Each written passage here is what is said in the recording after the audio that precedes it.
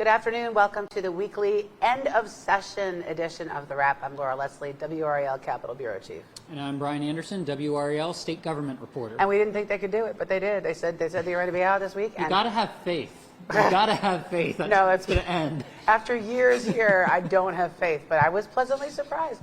They were prepared to come back tomorrow if they needed to, but they didn't actually need to. They got the budget done, which of course was the #1 priority for the session. It was $27.9 billion, which is big. It is not as big as it could have been since they had $6 billion on the bottom line in the surplus. But it was still pretty big. It was a substantial, well, $0.9 billion over what they were planning to spend this session. And I think you were talking to Senator Berger about 7% more than they spent last year. Right, and they attribute much of this to inflation, the Republican lawmakers. Senate Leader Phil Berger obviously citing a looming recession, if we're not already in one, as a potential concern. So there's been some pushback, though, from teachers' unions, from state employees saying that the rates of inflation are greatly outpacing our proposed salary increases. I mean, you think about it, you got 4.2 for teachers average. You've got 3.5. Hold on. I just muted myself. Sorry about that. You got 4.2 for teachers on average. You got 3.5 for state employees, and retirees are getting a one-time 4%. 8.6 is the inflation rate, so everybody's losing money. But of course, I don't think my raise is going to keep up with inflation this year either. So but anyway, so the argument was made, and there is an argument to be made that the state has a great deal of money in reserves right now in rainy day funds. I mean, that's the criticism from Democrats. You're basically what lawmakers are doing is they're saying, we believe there's a recession or there's going to be, so we're going to put $1 billion aside in an inflation fund to prepare for it. And Democrats basically make the point, well, people are hurting now. Why don't we fix Medicaid? Why don't we do medical marijuana legalization? Why don't we do sports betting? Even the Parents' Bill of Rights that's popular among Republicans didn't even get brought up in the House. Yeah, I mean, I think it's probably fair to say that this session was marked as much or more by things that didn't get through as what did. We should mention hemp did make it through. 11th hour, governor signed it yesterday. It's going to be illegal as of midnight. With 9 hours to spare. But they saw this coming years ago. They have had literally years to figure this out, and they've not been able to. And at the very end, it was a head-to-head standoff between the old lions in the House and the old lions in the Senate. Who was going to get credit for this? And eventually somebody blinked. Yeah, I mean, basically, you can't not afford to let this expire. And hemp farmers, it's a burgeoning industry. Huge. And it's been lawful since, 2015? And set to expire at the end of June of, yesterday. End of yesterday, yeah, exactly. So they had to get it done. And if you think about it, a lot of the folks who went into hemp are the folks who were tobacco farmers and who lost that business as the state transitioned out of, started selling off the tobacco leases and things like that. So, I mean, these folks would have had the rug pulled out from under them twice, a lot of them. Now, I did hear an argument in the House that I haven't heard before among House members who were trying to defend the fact that they had not included hemp in the Farm Bill, saying people aren't growing hemp that much anymore because there's an oversupply. I don't know if that's true, it may be. No, I mean, I talked to someone from Cannabis, Chapel Hill. Sean. Hemp, Sean, and he made the point that really this was long overdue. We needed to have this done, and it still fell short because we didn't get full medical marijuana legalization. Yeah, that's true. It never made it into the House, medical marijuana. I mean, it did make it out of the Senate, right? But, I mean, the House... They made it pretty clear, I think, when it came over that they weren't going to take it up, and that's exactly what happened. I mean, let's be clear. This is a policy that in an April WRAL news poll from April 6th to April 10th, good point. You survey voters, and I think somewhere around 57% support it for recreational use. Right, and like 72% for medical use, and that's among, I think, 64% of Republicans, 75% of Democrats, 78% of unaffiliated voters. So it's hard to find that sense of agreement in today's political climate on anything. Yeah. Yet it didn't happen.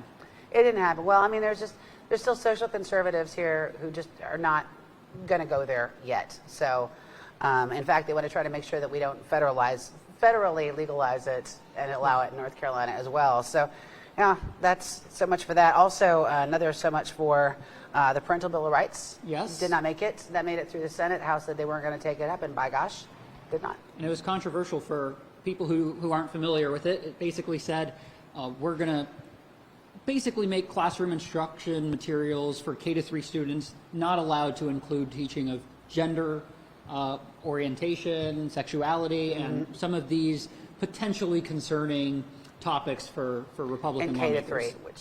And not many people are teaching K-3 kids about this issue, so some have said, is this a solution in search of a problem? Yeah. But even that did not get taken up. Yeah, and it wasn't just that it was K-3. It would also kind of allow more... Parents can request info. Yeah, well, parents could complain about any information they thought was not age appropriate in any age all the way through high school. Yeah. So you'd be opening up teachers who would, if teachers talked about any of these issues, they would be opening themselves up to complaints, formal complaints. And so, there was a lot of concern this would be chilling in the classroom. Republican legislators in the Senate said that wasn't the intention. Nonetheless, it did not make it through the House. They were not in the mood for big controversies this year. Well, I'll relay a point from House Speaker Tim Moore. I asked, well, why not? And he was like, well, we don't want to send bills to the governor that have no chance of passing. Obviously, there's ICE 2.0, which has no chance of being signed by Governor Cooper. Yes, but that was the going away present for Senator Chuck Edwards, right? Because remember, Senator Edwards is retiring. He's running for Congress. Yeah. So this is his last stab at this bill that he's been trying to get passed since 2019. So they got it through today, and they sent it to the governor.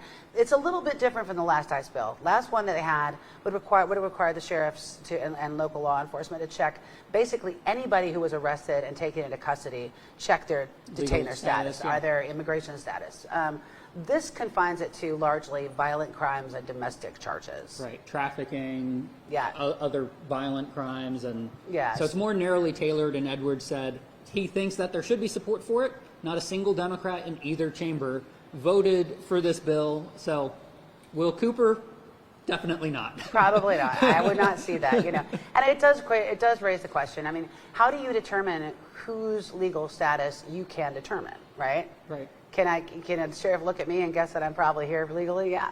And the point that critics of this have made is that it's a federal issue, so just leave it to ICE to do their own job. Right, and then it would lead to profiling of Latinos, and possibly, holding somebody for 48 hours who is not actually on a detainer, yeah. but a confusion about a name or something like that. So, it's a big deal to a lot of folks. So, anyway, that's going to Cooper. As you say, we expect that one to not go any further. We should mention also, hold on for a second. Well, I was going to say we had the Roe v. Wade overhaul, right. And so that begged the question of what are lawmakers going to do next in light of this Supreme Court decision. And in North Carolina, the law of the land is 20 weeks after into a pregnancy, abortion is illegal. But a court stepped in last year and basically said, we're going to put a freeze on this law. So what lawmakers want to do is they want to have 20 weeks back on the books to reenact this law. Right. In the meantime, they say next year we're going to take up some more abortion measures. What that looks like is unclear. Well, what it looks like depends largely on the outcome of the next election. Because if they get super majorities in the House and the Senate, the Republicans would be able to override the governor's veto, which would give them the ability to enact some of this abortion legislation much more easily than if they have to try to override a governor's veto without a super majority. Obviously, the Democrats haven't gone along with that very often in the last few years. We should mention another thing that crashed and burned this year, sports betting.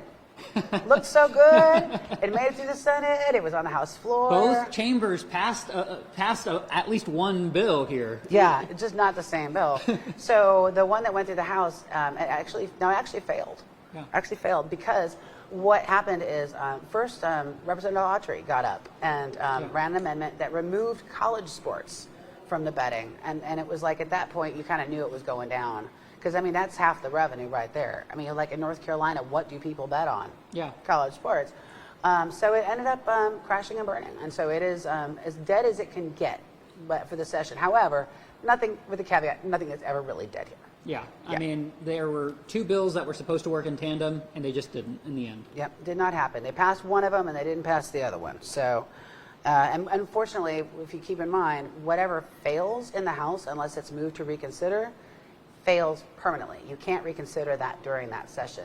And I don't know what happened in that vote. I think there was some kind of confusion about what happened, but they tried to reconsider to save the bill, and it ended up getting defeated again. Yep. Because everybody started talking about it. So we're done with that pretty much. Should mention confirmation status, Cody Kinsley. Yep. Also, it was another person. It was a industrial commission judge. I'm so sorry, I've forgotten But or Utility Commission. I can't recall, but I do know Cody Kinsley is a really historic moment here in North Carolina. What, the first openly LGBTQ, yeah, anything pretty much. Yeah, for a cabinet level position. He's been the acting secretary for the Department of Health and Human Services since the former secretary, Mandy Cohen, left at the end of last year. So Kinsley's been taking over, and now he's going to lead that department permanently. And if any of you remember back in the days when it was Aldona Vosh, and who was in charge of DHHS around here, and the beatings she took in the Senate, well, Senate especially, but in the joint oversight committees about her leadership at HHS, you would not have believed the complete 180 for Cody Kinsley. It was unanimous. Everybody was singing his praises. I was kind of like... He answers our call. He's very responsive, and these were Republican lawmakers talking. Yeah. I know. You can't... It's hard to say, right? Exactly. Reg reform. Yeah.